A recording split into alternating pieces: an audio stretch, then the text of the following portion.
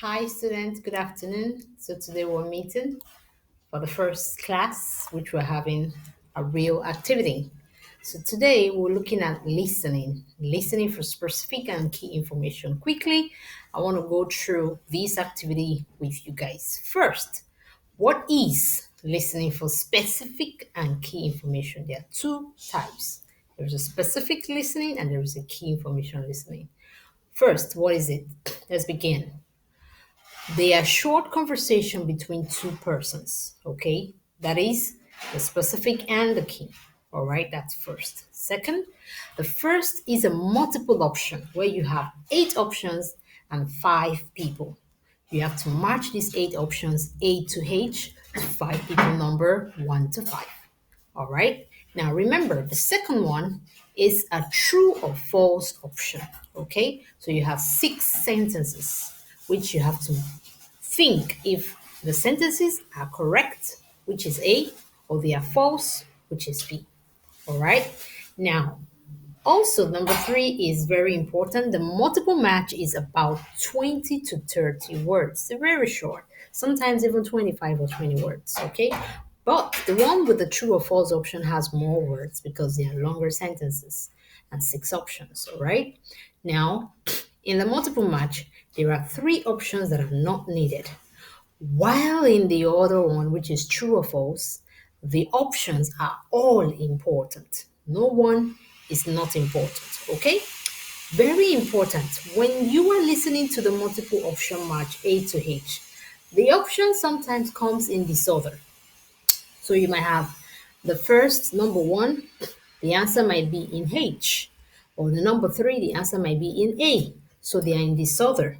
Meanwhile, in the other one, the options they flow in sequence. Okay, so question one flows in sequence until the very end of the audio, which is the question 6.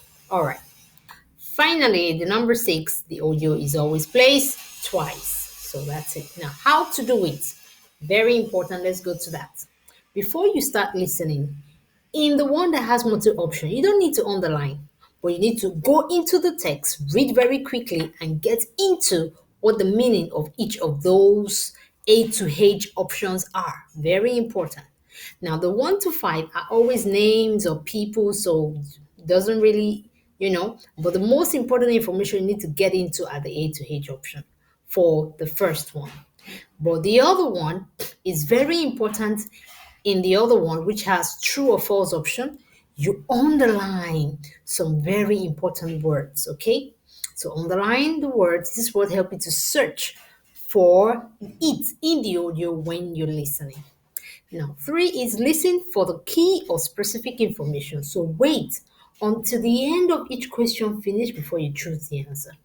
Remember that when you listen the second time, you're confirming what you have already chosen, which is the first time you're listening. Now, try to trace your keywords, your answers to the audio. That way, you match the ideas to know if they are equal. Okay?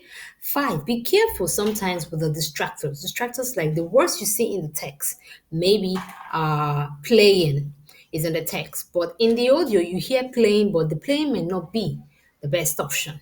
It might distract you from the answer. So be very careful with such distractors, okay? Most times they are not correct. Now remember to justify your answers by writing on a piece of paper very quickly some words you hear in the audio while you're listening, because these are what you will need to justify your answers. Now, please remember that the one that carries always the complete answer always carries the complete reason for justifying the answer, while the ones that carry a little answer may not be the complete answer to a question. Now, let's go straight to a model of the task for today. Now, this is the first one, listening for key information, okay? Now, this information, as you can see, it has this, so you have to match. Like now, I have put here, Sandy, her up answer is F. Why? No holiday for her, and she's going to be a dog walker. Now, the other ones we're going to do in the class, okay? Meanwhile, this is the second task where we have to underline some keywords. So I will show you an example. This is an example of underlining specific information words. You can see. So the rest we'll treat in the class.